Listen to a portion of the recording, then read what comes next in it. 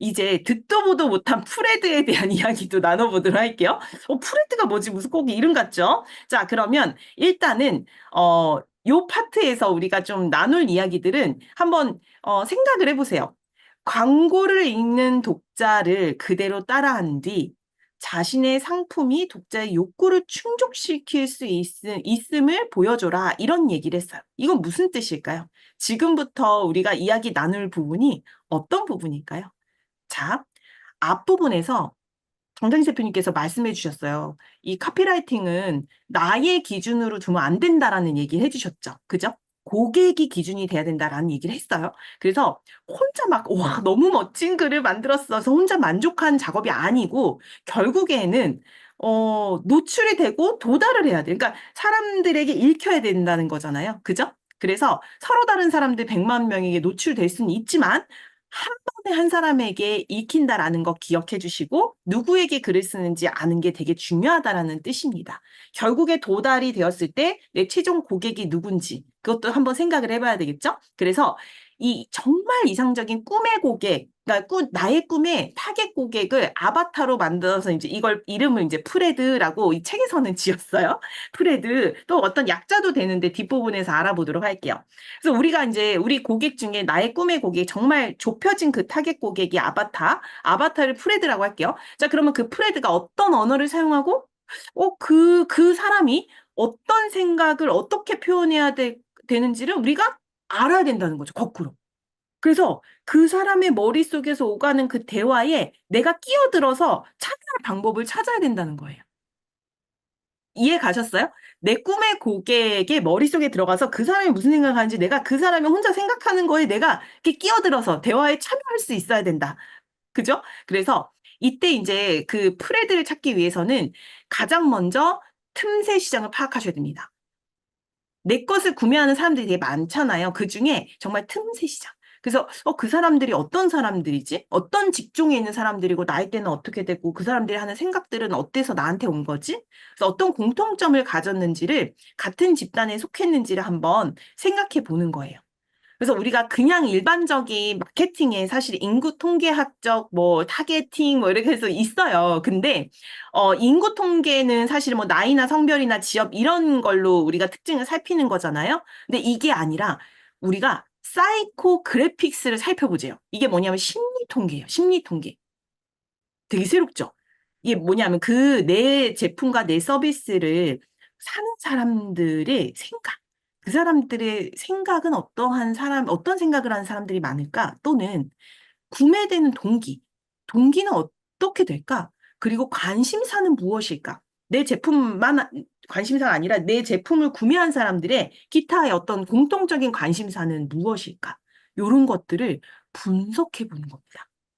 그래서 심리 통계를 먼저 활용을 해요.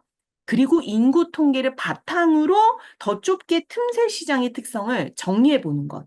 요 작업이에요. 쉽지는 않죠. 쉽지는 않죠. 그래서 우리가 그 프레드가 어떤 문제, 어떤 관심사, 어떤 욕구를 안고 있다라는 것을 우리가 파악을 해보는 거고, 그 프레드의 다양한 상황을 이해하고 욕구랑 목표를 파악할 때 그들에게 정말 작은 선물 같은 세일즈 메시지를 제시할 수 있다라는 이야기를 했습니다. 그래서 타겟 고객을 우리가 정의했잖아요. 그래서 점점 좁혀가는 거예요. 처음에 틈새 시장을 우리가 이제 개념을 파악했죠. 예를 들어서 자 부동산에 관심 있는 사람들이 이제 틈새 시장이다라고 했어요. 그러면 두 번째 단계에서는 그 하위의 틈새 시장을 살펴보는 거예요. 그러면 부동산에 관심 있는 사람들 중에서 부동산을 구매하고 그리고 투자하는 데 관심 있는 부동산 투자자 집단이 하위 틈새 시장이라면 더 초틈새 시장을 가는 거죠. 마이크로. 그죠? 그래서 매입하여 리모델링 후에 판매하는 데 집중하는 단기 투자자라고 뾰족하게 잡아보는 것을 말합니다. 그래서 우리가 이 사람들을 이해할 때 세일즈 카피가 그 사람들에게 정말 도달할 수 있게 크게 도약을 할 수 있다라는 이야기를 했습니다. 그러니까 세분화될수록 그 세일즈 카피가 더욱더 그 사람들의 마음을 움직인다. 이렇게 쉽게 이해를 하시면 되겠죠? 그래서 우리가 이 대상을 왜 이렇게 좁히냐라고 했을 때는 타겟팅도 쉽고요. 틈새 시장의 이해가 깊어져서 고객을 찾기 쉬워요. 오히려. 오히려 좁힐 때. 그리고 더 많은 고객에게 접근을 할 수도 있고요. 내가 굳이 내 상품에 부합되지 않은 지금 예를 들어서 대표님들 중에 마케팅에 굳이 관심이 없는데 제가 막 열의를 해서 이렇게 강의를 할 필요는 없잖아요. 그죠? 그래서 부합되지 않는 사람들은 배제할 수 있고요. 광고 비용도 절약될 수 있죠. 요렇게 우리가 프레드를 제대로 이제 한번 정의를 해볼 거예요. 자, F는 두려움을 뜻하고요. R은 프레드 약자로 결과를 뜻하고요. E는 기대, D는 욕구입니다. 자, 그래서 프레드. 그러면 정리를 해볼게요. 두려움, 결과, 기대, 욕구 이것들을 담아야 된다라는 얘기예요. 그래서 아바타에 이름을 붙이는 건 좋은데 뭐뭐뭐 프레드 뭐 이런 식으로 뭐 SF 광 프레드, 뭐 워킹맘 프레드, 뭐 카우치 프레드 이런 식으로 특정 인물을 설정하고요. 그 사람에게 말한다고 내가 상상하는 이런 훈련을 해보자라는 거예요. 이것도 훈련이에요. 우리가 카피라이팅 할 때 그냥 막연하게 좋은 글을 쓰자가 아니라 내가 그 프레드에게 어떤 프레드고 그 성격상 그죠? 어떤 프레드이고 그 특정 인물에게 내가 말을 할 때는 어떻게 말을 할 수 있을지. 먼저 결과. 자, 우리가 프레드가 이 건너편에 이 절벽의 결과가 있어요. 건너편에. 그럼 이제 문제도 있고 의문도 있고 나에게 걸림돌도 있어요. 뭐 어떻게 건널까? 이걸 건너야 저 선물 바구니를 선물을 받을 수 있잖아요. 어떻게 건널까? 그 다리 역할을 하는 것이 절벽을 건널 수 있도록 도와주는 것이 세이즈 카피. 그냥 카피가 아니라 세이즈 카피. 그죠? 그래서 프레드 머릿속엔 이 네 가지뿐이 없다라고 생각을 해주세요. 그래서 이를 바탕으로 우리가 하위 틈새 시장과 초 틈새 시장으로 좁혀 나갈 수 있는 거고요. 먼저 프레드의 이건 또 뭘까요?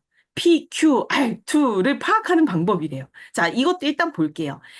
직접 만나고 그리고 자신을 들여다보기, 뭐 포럼을 참여, 뭐 내 사이트의 고객센터, 그러니까 웹 검색, 설문조사, SNS 활동, 인기 제품 참고하기에 다양한 이런 채널로 알아보자는 거예요.